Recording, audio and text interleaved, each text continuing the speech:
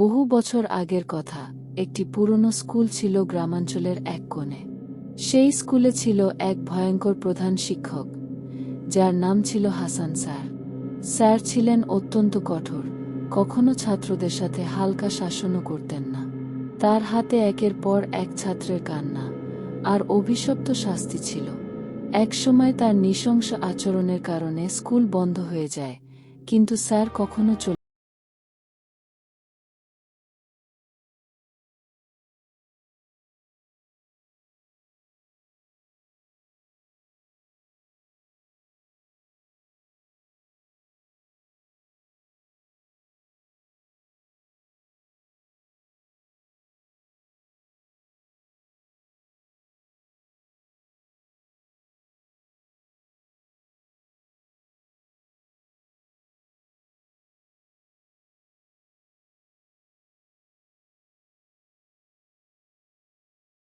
একটি ভুতুড়ে পরিবেশ সারা জায়গাটি আচ্ছন্ন করে রেখেছিল।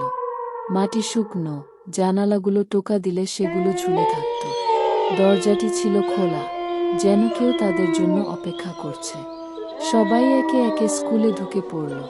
প্রথমে স্কুলের ভেতরে কোনো ধরনের অস্বাভাবিকতা তারা দেখতে পেল না। তবে যখন তারা স্কুলের দীর্ঘ হলের মধ্যে চলছিল, তখন হঠাৎ করে কানে এলো এক অদ্ভুত কান্নার আওয়াজ। সুমিতা প্রথমে বলেছিল, এটা কি শুনতে পাচ্ছ? খুবই অদ্ভুত, কিন্তু কেউ বিশ্বাস করেনি, কারণ বাতাসে শুকনো পাতার শব্দ হতে পারে। এদের একজন দীপ, যিনি বেশ সাহসী, বলল, এটা কিছু না। সাবাস, ভয় পাওয়ার কিছু নেই। কিন্তু কান্নার শব্দ ক্রমশ তীব্র হতে থাকে। তাদের হৃদয় গভীরে ভয় ঢুকে গেল।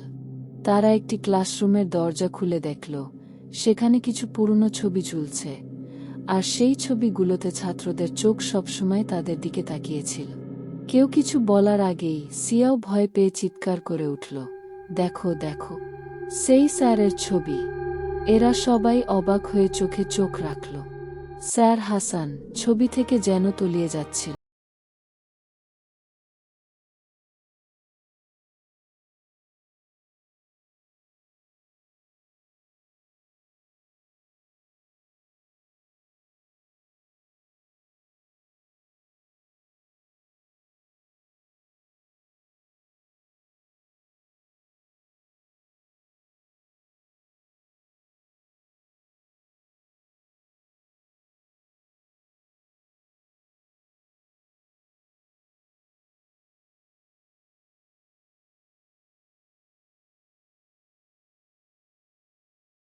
দৃশ্য দূরে চলে গিয়েছিল, কিন্তু স্যার হাসানের চোখ তাদের মন থেকে কখনো মিলিয়ে যাবে না।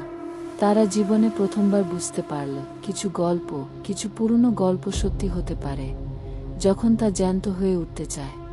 আর সেই রাতের পর থেকে গ্রামবাসীরা ওই স্কুলের কাছে যেতে ভয় পেত। কোনো ছাত্র কিংবা ছাত্রীর সাহস ছিল না সেই ভুতুড়ে স্কুলের ভিতরে এক পা রাখতে।